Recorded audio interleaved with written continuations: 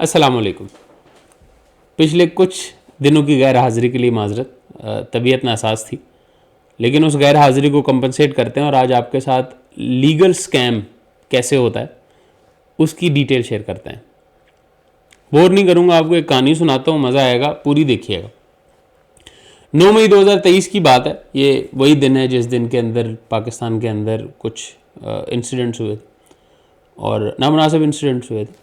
सुबह सुबह की बात है, मेरे एक दोस्त की मुझे कॉल आई। मेरे वो जो दोस्त हैं वो पिछले तकरीबन 20 से 22 साल से प्रॉपर्टी के शोबे से वाबस्ता हैं और DHA फेज़ 5 में बड़ा लेविश ऑफिस है उनका।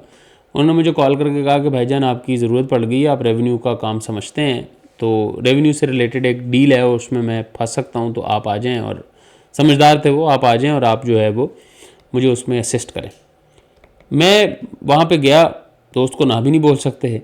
वहाँ पे गया तो सुबह सुबह का टाइम था। उसने मुझे कहा कि भाईजान ये साहिब हैं, इनको सुने आप।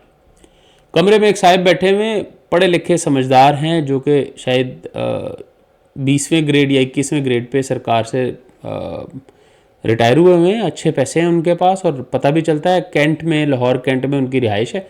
और उनके साथ एक स्पेनिश यंग खातून भी बैठी हुई है और साहिब सिगार पी रहे हैं। और वो कहते हैं कि जनाब बस मुझे तो हर हाल में ये ज़मीन चाहिए और आप 5 करोड़ में डन करें, 5 करोड़ में मुझे मंजूर है। ये 10 लाख रुपए पकड़ें जनाब। 10 लाख रुपए जो है वो खातून बैग से निकालती हैं, वो देती हैं मेरे उस दोस्त को और उनको कहते हैं जी आप हमारी डील करवा दें।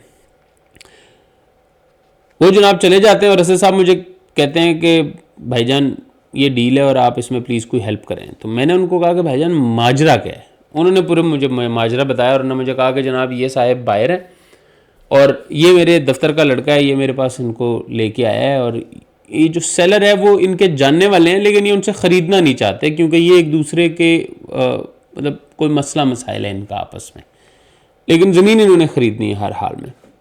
अच्छा, अब शक नहीं हो रहा बज़ाहरन, बिकॉज कई बार ऐसे होता है कि आप शरीके के अंदर ज़मीन ख़रीदना चाहते हैं और आप किसी और वाय से ख़रीदते हैं, आप डायरेक्टली नहीं ख़रीदना चाहते और उसके लिए क्योंकि आपकी ज़मीन के साथ लग रही होती है या आपका वहाँ पे कोई ना कोई स्टेक होता है, तो आप ज़्यादा पैसे देने के लिए भी तैयार होते हैं।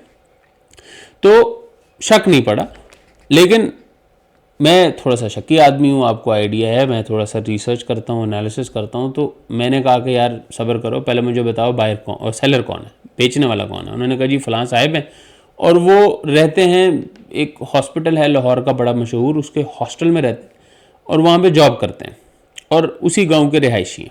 हमने कहा जी ठीक है, चलते हैं उनके पास, जाके देखते हैं क्या सिचुएशन है, क्या मामला है। हम उनके पास गए तो उन्होंने कहा कि जनाब मैं बिल्कुल ज़मीन बेचने के लिए तैयार हूँ, आपको मुझे पैसों की ज़रूरत है, मैं ये 4 करोड़ रुपए में मैं आपको बेचूंगा और मुझे 1 करोड़ रुपए बयाने की सूरत में चाहिए, तो मैं देने के लिए तैयार हूँ। अच्छा, उनसे मुलाकात करके हमने फ़ोन किया, हमने फ़ोन करके जो ख़रीदने वाले थे उनको हमने फ़ोन करके कहा कि जनाब वाला आप जो ये ज़मीन है ये हम आपको लेके दे देते हैं, आप 1 करोड़ रुपए हमें बयाना दे दें, हम आपको ज़मीन ले देते हैं।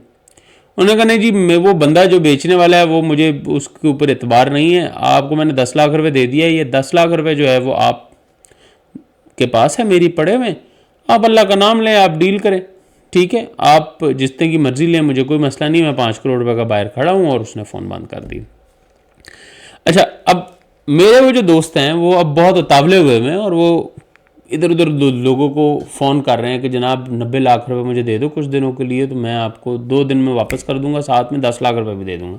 क्यों? क्योंकि भाईजान को नज़र आ रहा था कि 2 दिन के अंदर, 4 दिन के अंदर जो है वो 90 लाख रुपए किसी के लगाऊंगा और उसके साथ 1 करोड़ रुपए आ जाएगा। मैंने इंसिस्ट किया कि जनाब माजरत के साथ मुझे कोई ना कोई दाल में काला नज़र आ रहा है, आप एक काम करें। वो दोस्त कह रहे हैं दाल में काले वाली कौन सी बात है, 4 करोड़ रुपए की चीज़ है, अभी इधर से लेते हैं उधर दे देते हैं, 1 करोड़ रुपए अल्लाह का नाम लेके जो है वो दिहाड़ी लग जाएगी। मैंने कहा यार ऐसे ना करें, आपकी मेहरबानी है, हम एक काम करते हैं, हम चलते हैं और हम वो ज़मीन को देख लेते हैं एक बार। मैंने उनको मजबूर किया और हम गाड़ी में बैठे और हम उस ज़मीन के ऊपर चले गए। हमने वो ज़मीन देखी, वहाँ पर लोग थे, उन्होंने वेरीफाई किया वो ज़मीन एक्चुअली में उनकी ऑनरशिप में थी, उसके सारे कागज़ उनके पास मौजूद थे, उसका कब्ज़ा मौजूद था और कोई इशू नहीं था किसी किस्म का। भाईजान ने कहा, मैं उनको चौधरी कहता हूँ, कहीं मेरे मुंह से नाम ना निकल जाए, नाराज़ हो जाएंगे। चौधरी साहब ने कहा कि जनाब लो रोला मुक गया भाईजान, ये देखें ज़मीन की ऑनरशिप भी है, सारा कुछ है, हमें क्या मसला है, अल्लाह अल्लाह खैर सल्ला। मैंने उनको कहा कि जनाब ठीक है, 1 मिनट सब्र करें। मैं वहाँ से बाहर आया और मैंने वहाँ पे उस गांव के आसपास मैंने कोई प्रॉपर्टी डीलर ढूंढा और मैंने उस प्रॉपर्टी डीलर को कहा कि भाईजान ज़मीन है साढ़े को पिछे पिंड दे विच ते किन्ने कुछ ले लोगे। उसने कहा जी यहाँ पे यही कोई 75 से 1 करोड़ रुपए का जो है वो एकड़ मिल जाता है। अच्छा, वो 2 एकड़ ज़मीन थी, उसकी सब ज़्यादा से ज़्यादा वैल्यू जो थी वो 1 करोड़ रुपए थी, और वो जो ज़मीन थी वो भाईजान 4 करोड़ रुपए में बेच रहे थे और दूसरे भाईजान 5 करोड़ में ख़रीदने के लिए भी तैयार थे। अब ये स्कैम होता क्या? ये स्कैम इस तरीके के साथ होता है कि आपके पास एक साहब आएंगे, वो कहेंगे जी मैं प्रॉपर्टी लेना चाहता हूँ, ये भाईजान बेचना चाहते हैं, लेकिन मैं भाईजान के साथ मेरा कोई मसला है, और आप जो है ना वो अल्लाह अल्लाह खैर सल्ला, ये जो भाईजान है इससे मुझे ये ज़मीन ले दें, ये पकड़ें 1 लाख 2 लाख 4 लाख 10 लाख रुपए और आप मुझे वो ले दें। लेकिन एक्चुअली में वो आपसे वो 90 लाख रुपए लगवाना चाहते हैं।